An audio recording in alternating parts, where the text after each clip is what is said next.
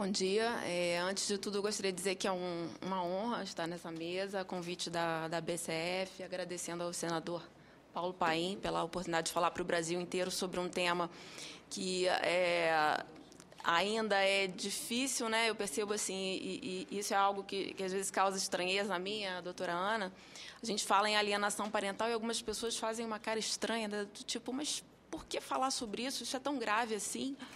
E aí a minha resposta tem sido, eu vejo, tanto em termos da minha clínica, quanto na minha atuação na área jurídica, o estrago emocional que isso traz às crianças, já que elas são o foco aqui do nosso empenho, né? Há umas 2 semanas atrás, eu pedi para uma criança vítima de alienação, ela ficou 2 anos sem ver o pai, e pedi para ela desenhar a família. Ela desenhou o hamster e o cachorro. Né? E assim, na verdade, os pais são modelos, né? São referência de estruturação de personalidade, e à medida que esses 2 modelos eles não são confiáveis, essa criança se desestrutura demais. Né?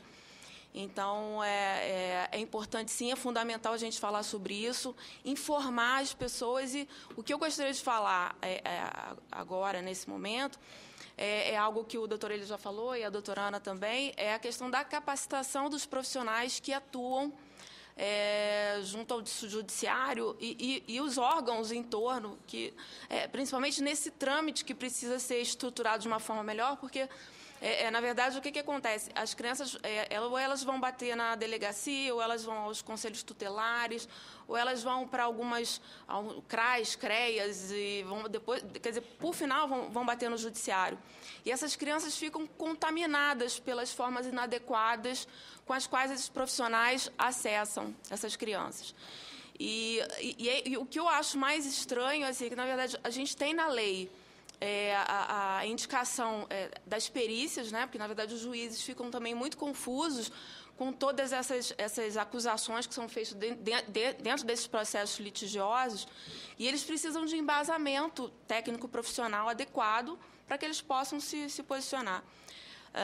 E aí, na verdade, o que acontece? A gente tem os critérios para perícias estabelecidas dentro da lei da alienação parental, existe na lei a formação adequada, a capacitação adequada, só que isso não acontece na prática. Acontece, sim, em algumas equipes técnicas, mas, na maioria das vezes, os laudos são emitidos, né? E isso eu tenho visto muito, tenho contestado muito, laudos psicológicos ou biopsicossociais e com assistentes sociais, em que o contexto do litígio não é levado em consideração, houve-se apenas um lado da história, né? Houve-se normalmente o alienador, muitas vezes a fala da criança de forma isolada, os documentos dos autos, né, do processo não são levados em consideração, muitas vezes são realizada apenas uma entrevista com a fala da criança, né?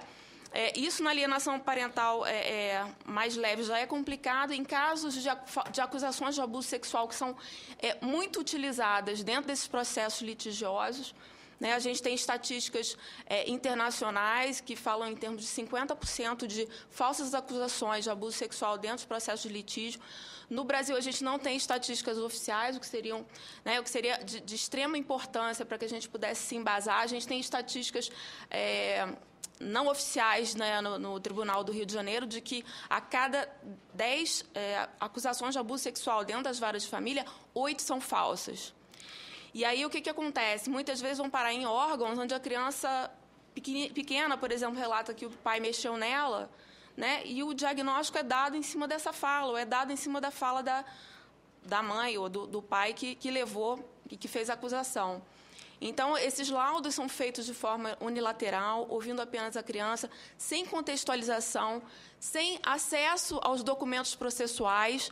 Isso é de uma gravidade extrema, né? Porque, na verdade, precisa se entender que muitas vezes a criança é instrumentalizada ou ela passa por essa fala repetitiva desde a delegacia, do conselho tutelar, da família em casa, da escola, né? Então, ela vai chegar lá e vai dizer, realmente, o meu pai me bateu, o meu pai grita comigo, o meu pai botou a mão no meu bumbum, desculpa a palavra, mas é isso que a gente escuta todo dia no nosso trabalho cotidiano.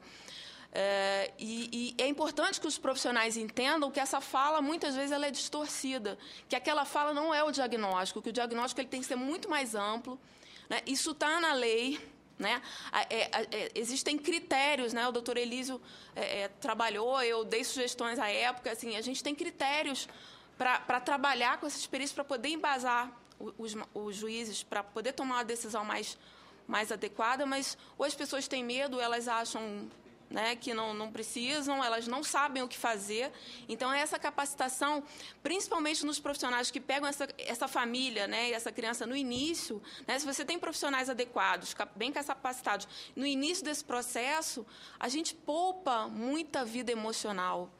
Né? Porque, na verdade, é a história da morte inventada. Né? A criança está viva, mas internamente ela está morta. Ela está morta porque os pais não souberam separar o que é da conjugalidade, da relação deles, com o que é da parentalidade, que são coisas diferentes. Né?